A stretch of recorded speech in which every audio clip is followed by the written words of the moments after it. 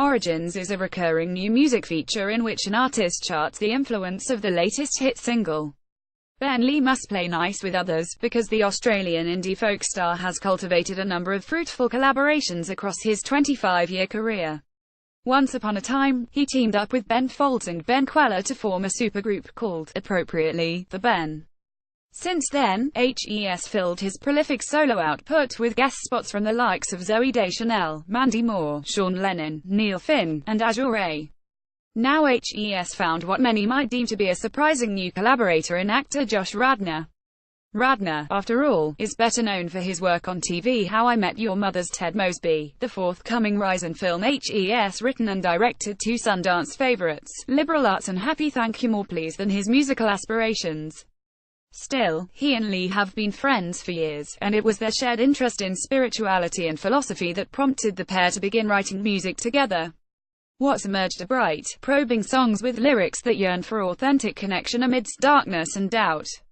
The searching, meditative quality at work in their music led one producer to cheekily dub them singer psalm writers.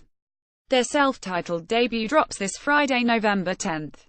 In advance, Consequence of Sound is premiering Still Though We Should Dance, an affirming duet with musician Sam Shelton. The track finds both singers working to cast aside their own regrets and embrace the present, the future, and the possibility that maybe all of us imperfect beings are allowed to be happy after all. The song's rollicking percussion, soaring fiddle, and rowdy chorus would sound out of place against the clinks of a crowded, candlelit pub. This song is a philosophical reflection on an interpersonal dilemma: how do we remain open and passionate knowing full well we have left a trail of emotional wreckage in our past, the pair tells us. At some point, we have to defy logic and reasoning and simply allow ourselves to experience love, and to dance. Listen to the track below. For our latest Origins feature, the band walked us through the disparate influences, poetry, violins, Irish drinking songs, that helped give birth to Still Though We Should Dance. Hafiz. This song was based on a line of poetry from the Sufi poet Hafiz.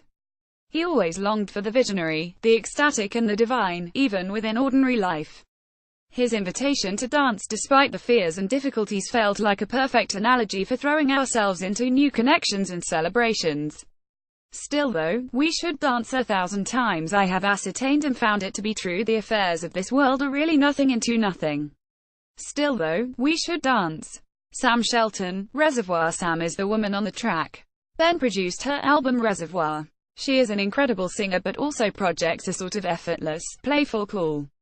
We love the idea of this track being a dialogue between new lovers about their pasts, the wreckage, and their hopes.